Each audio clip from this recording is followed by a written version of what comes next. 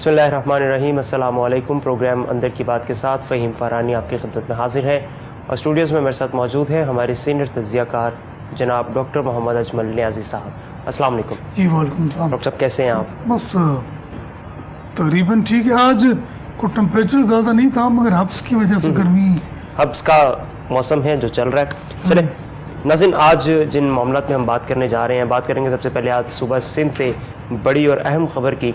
वज़ीर आला जनाब कायम अली शाह साहब अपने तवील जो उन्होंने वज़ारत आला का दौर गुजारा है 8 साल का, उसका सूरज ग़रूब होने को पहुंचा। दुबई में बड़ी अहम बैठक हुई जहां पर कायम अली शाह साहब भी तशरीफ़ ले गए थे और दीगर सिंध काबीना जो थी वो भी, उसके जो अहम अरकान थे वो वहाँ पर गए और फ़ैसला ये किया गया कि कायम अली शाह साहब से अब इस्तीफ़ा ले लिया जाए और उनको वज़ारत आला से अलग कर दिया जाए। कायम अली शाह साहब दुबई की इस अहम मीटिंग को निपटा के कराची वापस पहुंच चुके हैं और जहां पे वो अभी फ़िलहाल अलविदाई मुलाकातें अपने अहबाब से और जो काबीना के लोग हैं उनसे कर रहे हैं। जो नए वज़ीर आला सिंध के लिए नामज़द किए गए हैं वो जनाब मुराद अली शाह साहब हैं, जो इससे पहले कायम अली शाह साहब की काबीना में वज़ारत ख़जाना उन्होंने संभाली हुई थी। बिलावल भुट्टो ज़रदारी साहब के खुसूसी कहा यह जा रहा है कि उनकी खुसूसी दिलचस्पी से सिंध काबीना में बड़े वसी पैमाने पर उखाड़ पुछाड़ और ये रद्द-ओ-बदल किया गया है, ना सिर्फ वज़ारतों में, सिविल इंतज़ामिया में, बल्कि ब्यूरोक्रेसी में भी बड़े अहम जो ओहदे थे उनमें भी तब्दीलियाँ जो हैं वो बड़ी अहम की गई हैं। बहुत से दूसरे जो वज़रा हैं उनके भी महकमे तब्दील कर दिए गए हैं, कुछ लोगों को महकमे नए दे दिए गए हैं और कुछ से उनके महकमे वापस ले लिए गए हैं।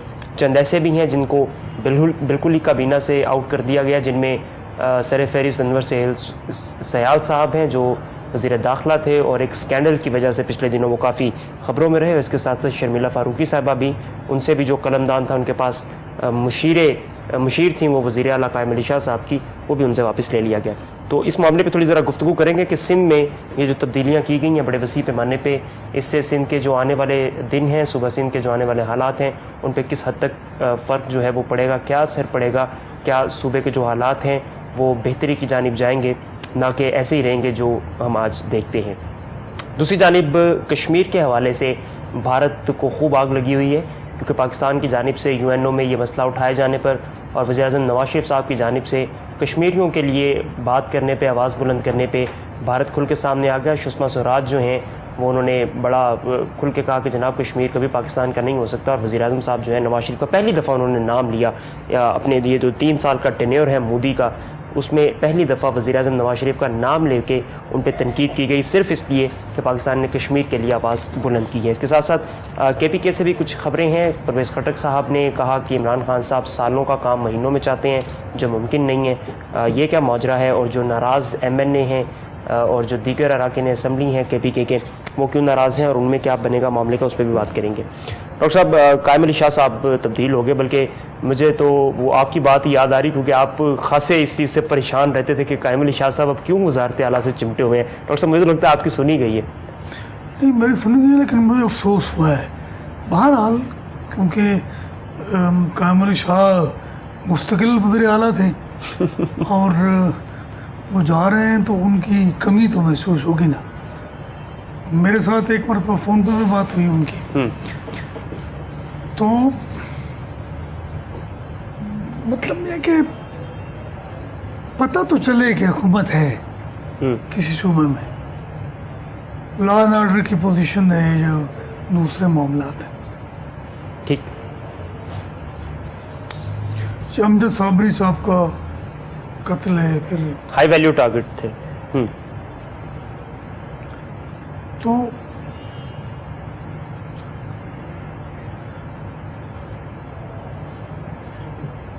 लेकिन देखे ना, वज़ीर आला शहबाज शरीफ भी तो मुस्तकिल वज़ीर आला है, बल्कि मुझे मालूम है कि जलावतनी से पहले भी ये वज़ीर आला थे। बिल्कुल। और फिर एक टेन्योर वज़ीर आला, अब दूसरा टेन्योर है इनका, तो इनके लिए तो कोई बंदा जो है वो इस तरह बात नहीं करता।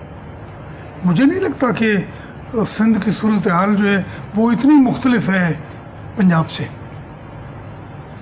या पंजाब और खैबर पख्तूनख्वा के बारे में कोई बात हो सकती है। तो बहरहाल मैं समझता हूँ कि पीपल्स पार्टी अब सिंध तक महदूद हो गई है, تو سندھ میں تو کچھ پتہ چلنا چاہیے کہ یہ حکومت پیپلز پارٹی کی ہے. تو گڈ گورننس میں سے گورننس تو کم از کم نظر آئے. صحیح. تو بہرحال میں چونکہ خود بوڑھا ہو رہا ہوں تو سمجھتا ہوں کہ عرصہ عمر جو ہے اس کا بڑا اثر ہوتا ہے, بڑے اس کے اثرات ہوتے ہیں. کیونکہ جوانی میں جو کچھ ہم نے کیا کر لیا, تھکتے ہی نہیں ہم. اور تھکن اور لگن جو تھی وہ مل جل جاتی تھی. راتوں کو پھرتے تھے اور ناصر کاظمی کے ساتھ لاہور کی سڑکوں پر پوری رات ہم پیدل چلتے تھے اور سیر کرتے تھے.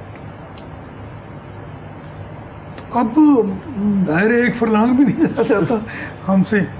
صحیح. تو عمر کا پتہ چلتا ہے. جب اس زمانے میں کچھ لوگ بوڑھے ہوتے تھے اور وہ بات کرتے تھے اپنی کمزوری کی یا اس طرح کی, تو ہم کہتے تھے کہ یہ کیا کہتے ہیں یار, مطلب ہے کہ.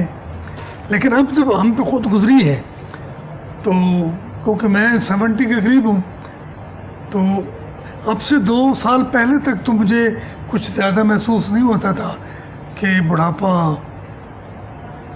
آ رہا ہے. تو اب لگتا ہے کہ بڑھاپا آ نہیں رہا, بڑھاپا آ چکا ہے. ٹھیک. تو تبدیلی آئی نہیں, تبدیلی آ چکی ہے. ٹھیک ہے. اچھا ڈاکٹر صاحب, زرداری صاحب کے حوالے سے یہ کہا جاتا تھا کہ قائم علی شاہ صاحب ان کے بڑے خاص بندے ہیں اور انہوں نے ایک ڈمی وزیر اعلیٰ کے طور پہ ان کو سندھ میں جو ہے وہ اپوائنٹ کر رکھا ہے. اب ایسا کیا ہو گیا کہ اچانک زرداری صاحب کو بڑے ایمرجنسی بنیادوں پہ میٹنگ دبئی میں کال کرنی پڑی اور پھر یہ وسیع پیمانے پہ جو رد و بدل ہے سندھ کابینہ میں اور بیوروکریسی میں یہ کرنا پڑا؟ اس میں پہلے ایک جملہ میں یہ کہوں کہ مراد علی شاہ کے آنے کے بعد بھی کوئی خاص فرق نہیں پڑے گا. اگر ہم کہیں کہ بالکل کوئی دنیا ہی تبدیل ہو جائے گی اور بالکل ایک کوئی مختلف صورت حال ہوگی تو یہ ممکن نہیں ہے. کیونکہ ہم نے وزیر اعلیٰ آتے دیکھے, وزیر اعلیٰ جاتے دیکھے, وہی ہے. کوئی اس میں رد و بدل پنجاب میں کیا رد و بدل نظر آتا ہے سوائے اس کے کہ 2-4 سڑکیں یا اورینٹ ٹرین سے پہلے جو گڑبڑ. اب ہم نے چبرجی سے گزرنا چھوڑ دیا ہے, ملتان روڈ سے کوئی آدمی جاتا نہیں ہے. تو یا تو کوئی ایسا آدمی ہو جو واقعی اپرائٹ ہو, ٹھیک, جو بہت زیادہ اہل ہو اور کام کرنے کا ایک عزم اس کے سامنے ہو, تو پھر تو وہی لوگ ہیں. قائم علی شاہ اور مراد علی شاہ دونوں شاہ ہیں. تو میرا خیال ہے, میں آپ سے بات کر رہا ہوں جی تو دیکھیں کہ یہ بات پہلے بھی جو کچھ باتیں میں کرتا رہا ہوں تو ان میں تو زیادہ تر سچ ہی ثابت ہو جائے گی. تو میرا خیال ہے کہ کوئی خاص فرق نہیں پڑے گا. پھر مجھے لگتا ہے کہ سندھ کراچی کو سمجھ دیا گیا ہے. جی جی. کراچی میں جو حالات ہوتے ہیں ہم اسی کے حوالے سے سندھ کی صورتحال کو ماپتے ہیں اور جانچتے ہیں. ٹھیک ہے. جبکہ انٹیریئر سندھ بھی ہے, اس کے حالات تو بہت خراب ہیں. ظاہر جب ڈاکٹر صاحب کراچی چونکہ ایک بڑا اہم شہر ہے, جب کراچی کے حالات ہی خاص نہیں ہیں تو انٹیریئر سندھ کی ہم کیا بات کریں. مثال کے طور پہ ہم کراچی کو ایک ٹیسٹ کیس کے طور پہ لیتے ہیں نا. بہرحال ایک بریک کے لیے مجھے کہا جا رہا ہے. ناظرین ایک چھوٹا سا بریک لے لیتے ہیں, یہاں پہ بریک سے واپس آئیں گے تو مزید گفتگو بھی اس حوالے سے شامل کرتے ہیں پروگرام میں. اسٹے ود اس.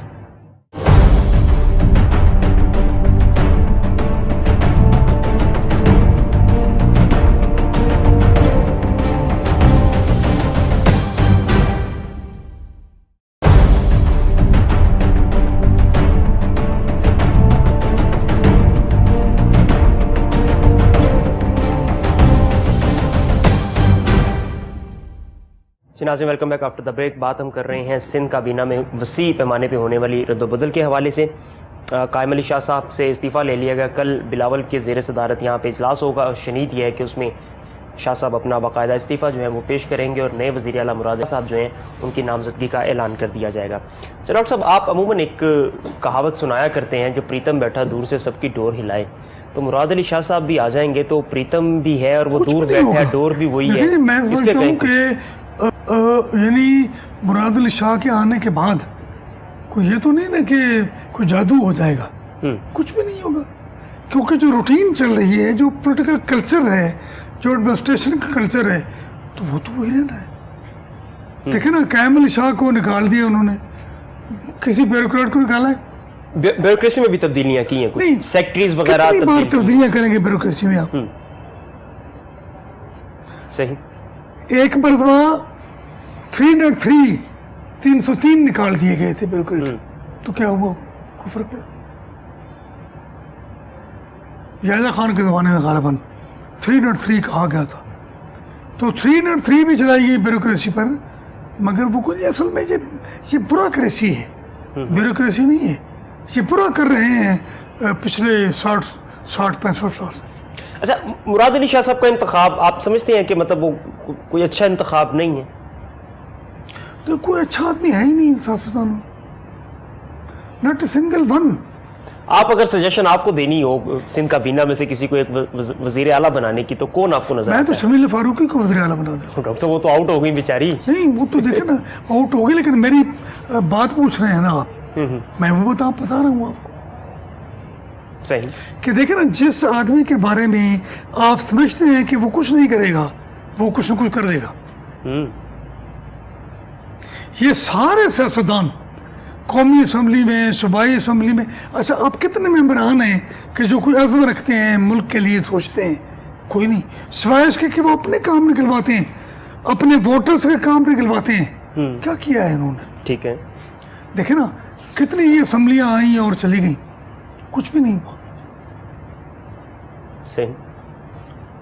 ये जो आपका ये क्या, वो जो बड़ा बनता है, वो सुप्रीम कोर्ट के बारे में भी आते नहीं उसकी बातें हैं. और फैसल रज़ा अब्दी, नहीं, मुजफ्फरगढ़ का है वो, जमशेद दस्ती. जमशेद दस्ती.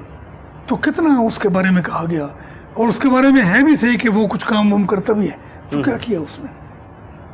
सही. ठीक है. इनमें से सब आदमी मिलकर कोई बता दे, कोई एक आदमी बता दे कि उसने ये किया है, तो बढ़ते है. ठीक है. डॉक्टर साहब, शाह साहब जब तक अपना सेक्रेटरीट संभाले हुए थे, वज़ीर आला के तौर पे काम कर रहे थे, तनकीद उन पे होती थी कि बतौर वज़ीर आला वो अपनी जिम्मेदारियों से ओहदा बरां नहीं हो पा रहे. आज अब शाह साहब की तब्दील होने की बातें हैं और वो हो भी रहे हैं, तो नए वज़ीर आला आ रहे हैं, तो ऐसे में भी अगर हम यही बात करें कि जनाब कोई फ़र्क नहीं पड़ेगा, तो फिर फ़र्क कब पड़ेगा डॉक्टर साहब? नहीं, फर्क पड़ा है. अब नहीं, बात तो आपकी दुरुस्त है, फ़र्क नहीं पड़ा. मैं जानना चाह रहा हूँ कि कैसे पड़ेगा? हो गए कैसे? देखिए, कोई बंदा होगा तो तब ना. सही. देखिए, भुट्टो साहब आए थे, जी जी. मैं समझता हूँ कि भुट्टो साहब जैसा आदमी कोई नहीं है पाकिस्तान में सियासतदान. ठीक है, ठीक. क़यादत के बाद अगर किसी का नाम ले सकते हैं हम लीडर के तौर पर, तो भुट्टो का नाम है. भुट्टो ने क्या किया? कुछ भी नहीं किया. भुट्टो साहब भी कुछ नहीं और करते. फिर मसला ये है कि देखें, एक आदमी मैदान में है मुकाबले में, वो अगर अपनी हिफाजत नहीं कर सकता, अपने आप को बचा नहीं सकता, तो वो तो वैसे ही नाअहल है, फेल है. भुट्टो साहब जैसा बड़ा आदमी जो है वो फांसी पर चढ़ गया, वो कुछ नहीं हुआ, कुछ भी नहीं हुआ. उसके जनाजे में चंद लोग थे, ठीक है. और अब उसका मज़ार जो है वो एक वली का मज़ार बना दिया उन्होंने. फिर बेनज़ीर भुट्टो जी थी, वो कत्ल हो गई. सही. ठीक है. इतनी सिक्योरिटी के बावजूद, इतने मामला उसको मालूम भी था कि मुझे खतरा है, लेकिन फिर ठीक. अच्छा डॉक्टर साहब, जो वज़ीर दाखिला थे सिंध के अनवर सुहेल सियाल साहब, चूँकि असद खरल वाला मुबैना जो मामला चला और उनके फ्रंट मैन के तौर पे वो सामने आए असद खरल, उनकी गिरफ्तारी भी हुई, उनको भी अलग कर दिया गया वज़ारत दाखिला से. शर्मिला फारूकी साहबा पे नैब वाला जो मामला था, नैब कहता है कि जी ये तो 21 साल के लिए नाअहल थी किसी भी इंतज़ामी और अवामी ओहदे के लिए, उनको भी आउट कर दिया गया. ये सारे मामला क्या ज़रदारी साहब की अपने इंटरेस्ट पे हुए हैं, या आप समझते हैं कि बिलावल साहब की जो ख़ुसूसी दिलचस्पी थी सिंध के हालात में और पार्टी में, ये उसका मसला ये है फ़हीम साहब कि 21 साल से वो नाअहल थी. ये बात लोगों को मालूम नहीं थी, ये बात उन जो बासर लोग उनको मालूम नहीं थी, तो क्यों बनाया फिर उन्होंने से बिलावल को? सही. ठीक. तो मसला है कि यहाँ पे कहाँ बिगड़ा हुआ है. ये जमहूरियत करते हैं, खुदा की कसम ये जमहूरियत आमरीत से बदतर है. आप क्या समझते हैं कि नवाज शरीफ क्या है? नवाज शरीफ डिक्टेटर है, पार्टी लीडर, पार्टी डिक्टेटर हैं. عمران خان سمیت پارٹی ڈکٹیٹر. ٹھیک ہے. کیا آپ بتائیں کہ مسلم لیگ نون میں نواز شریف کے علاوہ کسی کی بات سنی جاتی ہے؟ درست. سندھ میں زرداری، وہ زرداری کیا ہے جو جیل سے کیا اور افغان صدر پہنچ. ٹھیک ہے.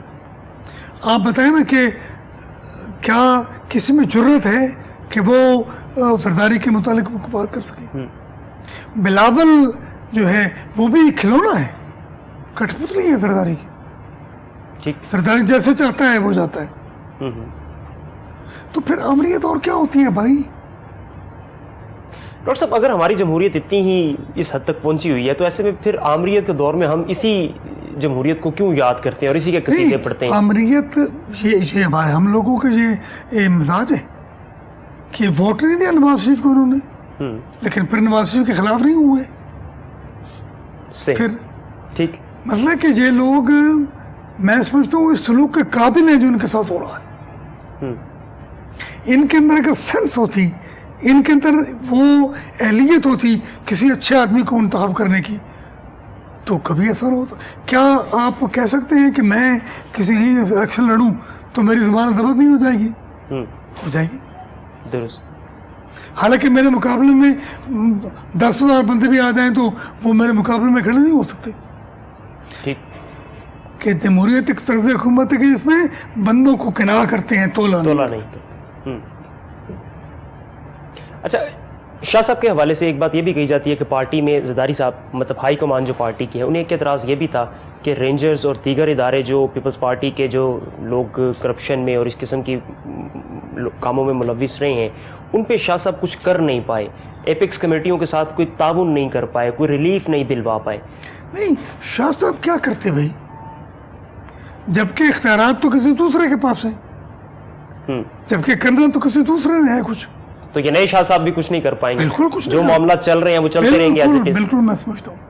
ٹھیک. لیکن ایک بات ضرور ہے کہ بلاول کے لیے مجھے حیرت ہے کہ اس نے زرداری کو قائم علی شاہ کو ہٹانے کا مشورہ دیا. یہ البتہ مجھے ذرا میں اس پر خوش ہوں. اور مزید حیرت یہ ہے کہ زرداری نے مان لیا. یہ دو باتیں جو ہیں میرے لیے بڑی حیرت انگیز ہیں. ٹھیک. یہ جو آپ نے دوسری بات کی کہ بلاول صاحب کا مشورہ زرداری صاحب نے مان لیا، یہ کوئی آپ سمجھتے ہیں کہ بڑی اہم انڈیکیشن ہے مستقبل میں سندھ کی حکومت کے لیے اور صوبہ سندھ کے لیے، سندھ کی سیاست کے لیے؟ کوئی انڈیکیشن نہیں ہے. میں سمجھتا ہوں کہ پیپلز پارٹی ابھی چلے گی سندھ میں، لیکن سندھ تک محدود ہو گئی ہے. وہ یہ پاکستان کی پارٹی اب نہیں رہی، اس کا نام اب سندھ پیپلز پارٹی رہنا چاہیے. صحیح. چلیں ٹھیک ہے، اگلے موضوع کی جانب مجھے بڑھنا ہے. کشمیر ڈاکٹر صاحب بڑا اہم مسئلہ بنا ہوا، سلگتا ہوا مسئلہ بنا ہوا ہے. پاکستان نے ذرا سی آواز بلند کی اور بھارت کے دم پہ ایسا پاؤں آیا کہ سشما سوراج تمام سفارتی آداب بھی بھول گئیں، تمام پروٹوکولز بھی بھول گئیں. وزیر اعظم صاحب کا ڈائریکٹ نام لے کے تو ان کو یہ مشورہ دیا جانے لگا کہ آپ چپ رہیں، کام سے کام رکھیں، کیونکہ وزیر اعظم صاحب نے برہان وانی کو شہید کہا اور مظفر آباد میں کشمیر بنے گا پاکستان کا نعرہ لگایا. اس پہ میں آپ کے ویوز لینا چاہوں گا، لیکن ایک بریک مجھے یہاں پہ لینا اگر آپ اجازت دیں تو، کیونکہ مجھے بریک کے لیے کہا جا رہا ہے. میں اجازت نہیں دوں گا تب بھی آپ بریک لے لیں گے کیونکہ مجھے کہا جا رہا ہے. چلیں ناظرین ایک چھوٹا سا بریک لیتے ہیں، واپس آتے ہیں اور بات کرتے ہیں.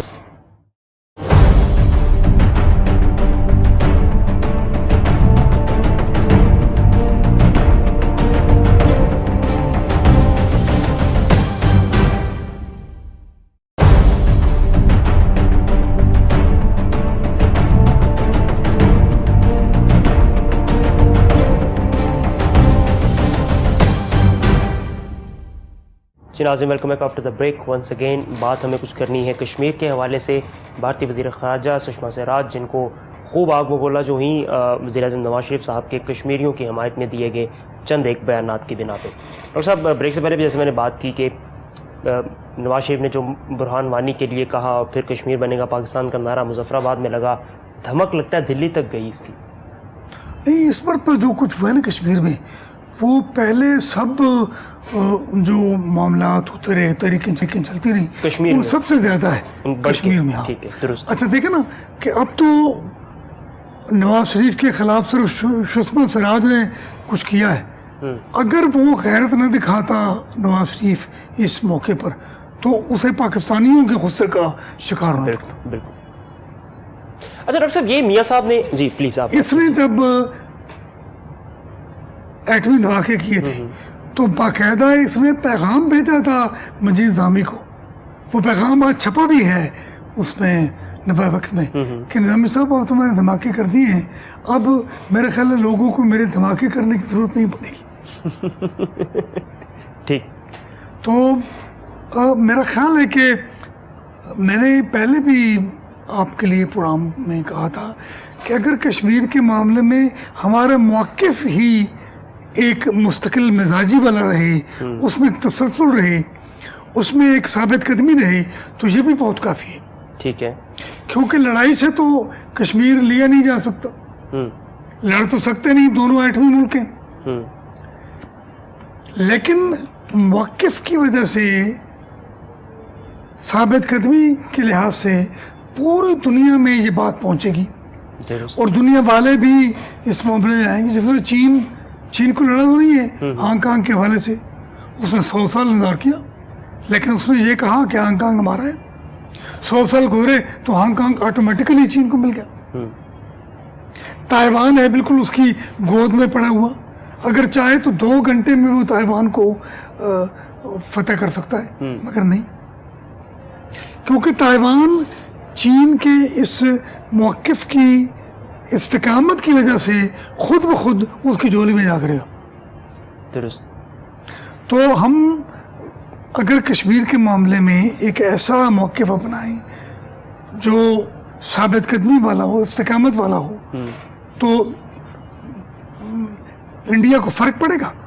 ٹھیک. اچھا ڈاکٹر دیکھیں نا, میرین انور راجہ نے جو بیان دیا ہے وہ پاکستان کی طرف سے بیانات کی بھرمار کے باوجود اس نے کبھی بیان دیا تھا, لیکن نواز شریف بولنا ہے تو ان کی پوچھ پہ پہ رہا ہے, جس طرح آپ نے کہا. لیکن انڈیا کا موقف جو ہے کشمیر کے بارے میں وہ بڑا ثابت قدمی والا ہے. ہر حکومت جو تھی وہ کشمیر کے معاملے میں بالکل اسی سٹینڈ پر کھڑی تھی, مگر ہمارے ہاں ڈیمو ڈھول رہا ہے جس سے میں نقصان نہیں پہنچا ہے. ہم سے تو چین والے جو ہیں وہ کشمیر کے معاملے میں زیادہ ثابت قدم ہیں اور غیرت مند ہیں کہ کوئی آدمی, کوئی کشمیری انڈین پاسپورٹ پر نہیں جا سکتا چین میں. بالکل. چین اسے متنازع علاقہ مانتا ہے اور گنتا ہے. اچھا ڈاکٹر صاحب آپ نے جیسے کہا کہ دونوں ایٹمی ملک ہیں اور جنگ تو کر نہیں سکتے, جنگ کے متحمل تو ہو نہیں سکتے. رشین میڈیا میں اس حوالے سے آج بڑی ایک دلچسپ سٹوری چھپی ہے ایک روسی اخبار میں. انہوں نے کہا جی کہ کشمیر کے مسئلے کے اوپر پاکستان اور بھارت کے مابین جنگ چھڑنے کا خدشہ جو ہے وہ پیدا ہو چکا ہے.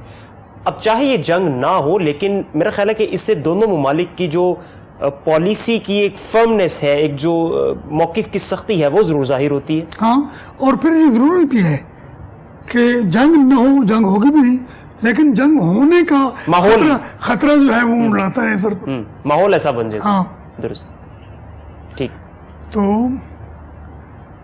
مودی کے ہی زمانے میں یہ باتیں ہوئی ہیں ساری کی ساری, جو گڑبڑیں ہمیں نظر آتی ہیں مختلف علاقوں میں, وہ مودی کے زمانے میں, کیونکہ مودی بڑا کچرا ہے. وہ خام خواہ مسلمانوں کو انڈیا میں ذلیل کر کے خوش ہوتا ہے. گجرات میں اس نے قتل عام کیا مسلمانوں کا, اس سلسلے میں ہندوؤں نے اسے وزیر اعظم بنا دیا. اب وہ کشمیر میں کر رہا ہے تو دوسری بار وزیر اعظم بنے گا, تو وہ کم از کم تیسری بار وزیر اعظم بنے گا کہ تاکہ ثابت کر سکے کہ میں نواز شریف کا دوست ہوں. ٹھیک. ڈاکٹر صاحب چند دن پہلے تک تو سشما سوراج صاحبہ بڑے گن گا رہی تھیں وزیر اعظم نواز شریف اور وزیر اعظم مودی کے تعلقات کی, کہ دونوں کے درمیان ذاتی سطح پہ تعلقات ہیں جو دونوں ممالک کے لیے بہت اچھے ہیں. چند دن بعد ہی اب ان کی بالکل ہی ایک زبان ہی بدل گئی ہے. وہ کہتی ہیں جی کہ نواز شریف صاحب کشمیریوں کے لیے دعائیں نہیں دہشت گرد بھیجتے ہیں. اگر اس بات کو مظفر وانی کے ساتھ لنک کیا جائے تو مظفر وانی جو تھا وہ تو کبھی پاکستان آیا ہی نہیں, کشمیر میں پیدا ہوا, کشمیر میں پلا بڑا, کشمیر میں ہی لڑا, کشمیر میں شہید ہوا. مظفر وانی ایک بڑا زبردست آدمی تھا. میں نے شاید پہلے بھی کہا تھا کہ یہ وہ آدمی ہے جس کا 50 مرتبہ جنازہ پڑھا گیا. بالکل. کہ لوگ اکٹھے ہوتے تھے, تل کرنے کی جگہ نہیں ہوتی تھی, جنازہ ہو جاتا تھا, وہ باہر نکل جاتے تھے, دوسرے بندے آ جاتے تھے. 50 مرتبہ. تو یہ جو لہر ہے یہ طوفان بنے گی نا, اور یہی لہر طوفان بنے گی تو پھر کچھ نہ کچھ ہوگا. اگر پاکستان جو ہے وہ صرف تحریک سے لا کر لیا جا سکتا ہے تو کشمیر کیوں نہیں لیا جا سکتا؟ وہ بھی لیا جا سکتا ہے. صرف اس میں یہ ہے کہ سفارتی سطح پر، وزارت خارجہ کی سطح پر اور حکومت کے ناقابل شکست موقف کی وجہ سے اثر ہوگا انڈیا پر. ٹھیک. اچھا ڈاکٹر صاحب، ہمارا تو موقف کشمیر پہ، ہم کوئی لمبی چوڑی بات تو کرتے نہیں ہے کشمیر پہ کہ جی کشمیر ہمیں دو یا ہمارا ہے. بھارت اس کو اٹوٹ انگ کہتا ہے. ہم تو صرف، ہمارا تو موقف یہ ہے کہ جناب آپ کشمیر میں رائے شماری کروا دیجیے، آپ کشمیریوں کے مطابق، ان کی منشا کے مطابق کشمیر کا حل کروا دیں. سرتاج جی صاحب نے آج اس حوالے سے بڑی اچھی بات کی. انہوں نے کہا جی کہ کشمیریوں کے مستقبل کا فیصلہ سشما نے نہیں کرنا بلکہ قراردادوں کے ذریعے ہونا ہے جو کشمیریوں کی منشا کے مطابق ہوں گی. نہیں تو سشما نے کیا کرنا ہے اس کا فیصلہ؟ دیکھیں نا، فیصلہ تو کشمیری عوام نے کرنا ہے. لیکن اگر فرض کیجئے اس صاحب کے ڈرامہ میں رچا لیا جائے اور اس میں دھاندلی کی جائے اور کچھ باتیں کی جائے تو وہ تو پھر بین الاقوامی مبصر آئیں گے. بالکل، وہ تو یو این او کے تحت ہوگا. یو این او کے تحت ہوگا وہ. تو بہرحال میں سمجھتا ہوں کہ یہ دونوں ملکوں کے حق میں بہتر ہے. دونوں ملک کبھی بھی اٹھ نہیں سکتے کشمیر کا حل کیے بغیر. اور میں نے تو ایک بات کہی تھی، یہ بھی کسی اور چینل پر بھی بات کی میں نے، کہ جناب جو بھارتی لیڈر ہیں وہ عالمی لیڈر نہیں بن سکے. حالانکہ ان میں سے کئی تھے کہ جن میں عالمی لیڈر بننے کی خصوصیات تھیں. مثلا پنڈت نہرو جی بہت بڑا لیڈر تھا، وہ عالمی لیڈر بن سکتا تھا، لیکن صرف کشمیر کی وجہ سے نہیں بن سکا.